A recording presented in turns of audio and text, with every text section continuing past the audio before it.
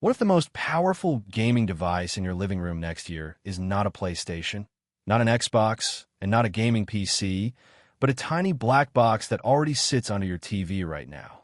That idea sounds crazy at first, but once you connect the dots behind the next Apple TV 4K, it starts to feel less like fantasy and more like Apple quietly setting up something much bigger than a normal streaming upgrade. This is not just about watching Netflix faster. This is about Apple slowly turning the Apple TV into the most underestimated device in its entire lineup. Right now, the Apple TV 4K feels simple. It is fast, smooth, and reliable, but also limited. You stream movies. You watch shows. You maybe play some Apple Arcade games and forget about them. And for years, that has been fine. But here's the problem. The current Apple TV 4K came out in 2022. In technology terms, that is ancient. 3 years is a lifetime. Processors change. Software evolves. Expectations shift. And throughout 2025, leaks kept saying the same thing. A new Apple TV is coming. September, then October, then November. And yet, nothing happened. At first, it felt like Apple had lost interest. But that delay might actually be the most important clue. Because according to trusted reports, especially from Bloomberg's Mark Gurman, Apple did not cancel the next Apple TV. It delayed it, and it delayed it for a reason. Apple is aligning it with its next big software shift. Apple Intelligence, a new Siri, on-device AI, and that is where this story becomes very interesting. Buried inside these reports is one rumor that changes everything.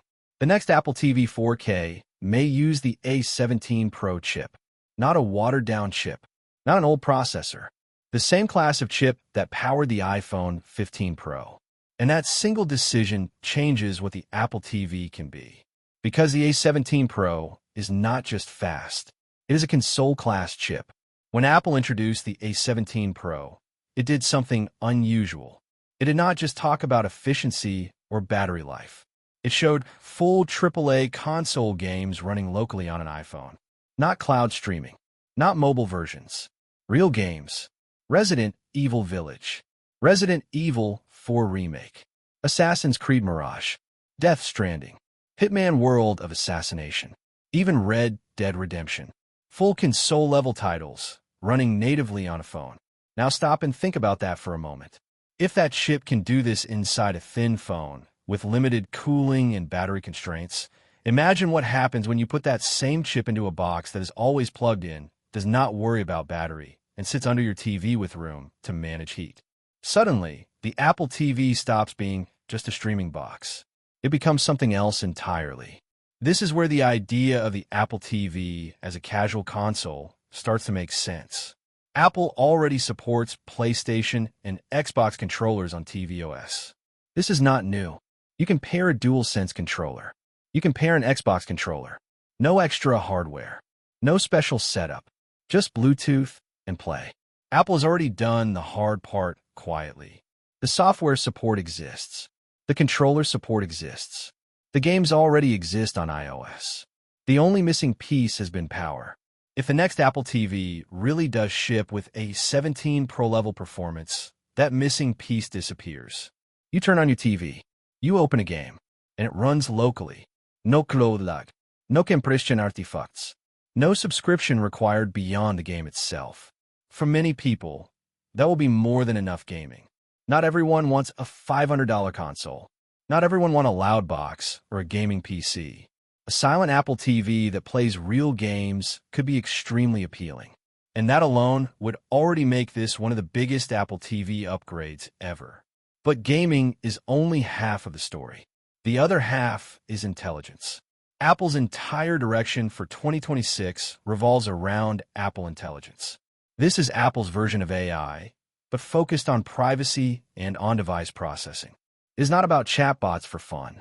It is about making devices actually understand you. The A17 Pro is one of the first chips designed to handle this properly. Older chips simply do not have the neural performance Apple wants. That is why this rumor matters so much. If Apple wants the Apple TV to showcase the new Siri and Apple Intelligence, it needs a chip like this. Now, imagine how that changes the living room experience. Instead of yelling simple commands at your TV and hearing, "Sorry, I didn't get that, you star," having natural requests. Finding a show like The Last of Us, but less dark, under 40 minutes, and popular this week. Show me games that work with 2 controllers and are okay for kids. Resume the movie I was watching on my iPhone, but on the TV, right where I left off. Create a watch list my family actually finishes, not the ones we quit halfway. This is where the Apple TV becomes the brain of your living room. It stops being just another HDMI input. It becomes your content manager, your recommendation engine, your smart assistant that actually feels helpful. And because this processing happens on the device, it stays fast and private. No waiting. No sending everything to the cloud. This is also why Apple has reportedly been working on its own wireless chips for future Apple TVs. Better Wi-Fi, lower latency, more stability. All of that matters for gaming, streaming, and AI working together. Apple is not upgrading one thing. It is upgrading the foundation. So when does this device actually arrive? Nothing is official, but the timing lines up clearly. Apple plans to roll out its revamped Siri and Apple Intelligence across products in 2026. Mark Gurman has said the new Apple TV will help showcase those features. A launch in early 2026 makes sense. Spring, possibly March or April. Apple loves tying hardware launches to major software moments. Now, let's be realistic. This will not replace a PlayStation 5 or an Xbox Series X for hardcore gamers overnight. The game library is still smaller. Not every developer will jump on board immediately. But that is not the point. The point is accessibility. If even a handful of major games run perfectly on Apple TV, that is enough to change how people see it. For millions of users, the Apple TV is already plugged in, already connected, already trusted. If Apple suddenly says, "By the way, you can also play Assassin's Creed and Red Dead Redemption on this box," many people will stop buying cheap streaming sticks. They will stop upgrading consoles they barely use. And once the audience grows, developers follow. That is how platforms are built. My honest opinion is this.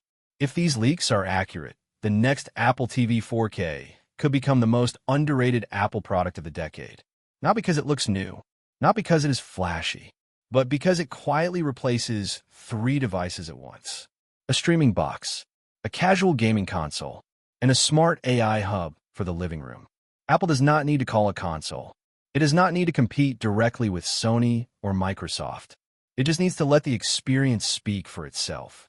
And if Apple executes this the way it usually does, the Apple TV might finally become something people talk about, not just something they buy and forget.